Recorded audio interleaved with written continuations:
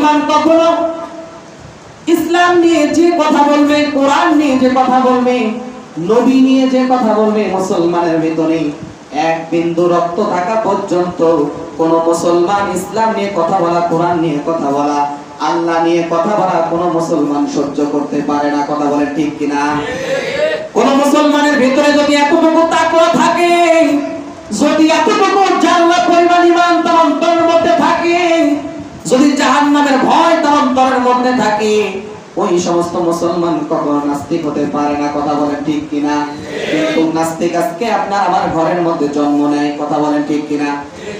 আজকে যদি আপনার সন্তানটাকে আপনি যদি ইঞ্জিনিয়ার বানানোর আগে, যদি ডাক্তার বানানোর আগে, যদি ব্যবসায়ীদার বানানোর আগে, যদি বড় বিজনেসম্যান বানানোর আগে, যদি ইঞ্জিনিয়ার বানানোর আগে, যদি আপনার সন্তানটাকে সর্বপ্রথম যখন সন্তান দুনিয়ার মধ্যে চলে আসে, যখন একটু বোঝা অবস্থার মধ্যে, যখন সন্তানকে মাদ্রাসায় ভর্তি করে দিয়ে যখন আল্লাহর কিতাবটা শেখানো হয়, দ্বীন কি, ইসলাম কি, ইসলাম কি শিক্ষা দেয়, ইসলামের মধ্যে কি আছে, যখন ওই বান্দার অন্তরের মধ্যে ইসলামের বিষয়ে সব বিষয় ধারণা অন্তরের মধ্যে চলে যায়, যখন তাকওয়াটা কার জন্য হয়, জোরে দিয়ে বলেন কার জন্য?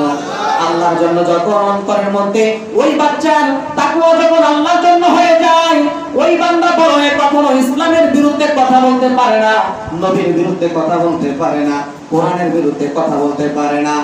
আর যে ব্যক্তি ছোট থেকে এরকম ভাবে ইসলামের বিষয়ে জানে না, কোরআনের বিষয়ে জানে না, আল্লাহর বিষয়ে জানে না, না জানার কারণে বড় হয়ে পিতার গলার মধ্যে ছুরি ধরতেও দ্বিধাবোধ করে না। চিৎকার দিয়ে বলেন ঠিক না ঠিক?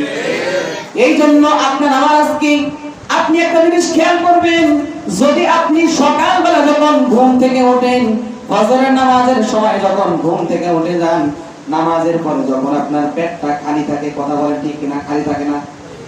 ওই খালি থাকা অবস্থার মধ্যে আপনি যে কোনো যদি খাবার গ্রহণ করেন, যে কোনো খাবার যদি আপনি খান, ওই অবস্থার মধ্যে যে খাবারটা সর্বপ্রথম আপনি খাবেন, সারাদিন কিন্তু যত খাবারই খান না কেন, প্রথমে যে খাবারটা খেয়েছেন ওই খাবারের টেপু সবসময় বের হতে থাকে। কথা বলেন ঠিক না ঠিক?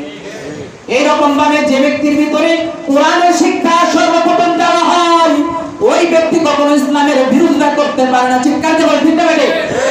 ওই ব্যক্তি কখনো কোরআনের বিরুদ্ধে কথা বলতে পারে না।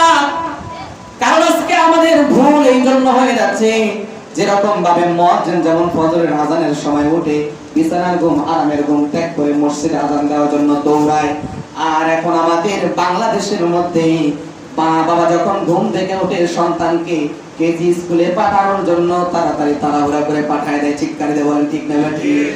আজকে যদি ওই সন্তানটাকে সর্বপ্রথম কোরআনের শিক্ষাটা দিতাম, তাহলে কোন সন্তান নাস্তিক হতো না, বড় বেঈমান হতো না, কোন পিতামাতাকে বৃদ্ধাশ্রমে রাখতে পারতো না। কারণ তার ভিতরে কোরআনের ভয় আছে, আল্লাহর ভয় আছে, জাহান্নামের ভয় আছে, তার ভিতরে তাকওয়া আছে। এর কারণে কোন পিতামাতা যত কষ্টে সন্তান থাকুক না কেন, সব সময় পিতামাতাকে ভালো রাখার জন্য সব সময় নিজের জীবন দিয়ে হলেও চেষ্টা করে। জিল্লাত জীবন ঠিক না ঠিক? কোরআনের বিরুদ্ধে যে কথা বলবে, কোরআনের বিরুদ্ধে যে আঙ্গুল তুলে কথা বলে, নবীর বিরুদ্ধে যে আঙ্গুল তুলে কথা বলে, ওই মুসলমানের ভিতরে যদি তাকওয়া থাকে, ঈমান থেকে থাকে, তৎক্ষণাৎভাবে যে নাস্তিক, যে মুরতাদ ওই নবীর বিরুদ্ধে কথা বলে, সঙ্গে সঙ্গে ওই মুসলমানের কলিজার মধ্যে লেগে যায়। আর কলিজার মধ্যে লেগে গেলে মুসলমান কখনো চুপ করে থাকতে পারে না। চিৎকার দিয়ে বলেন ঠিক না ঠিক? আল্লাহ পাক রব্বুল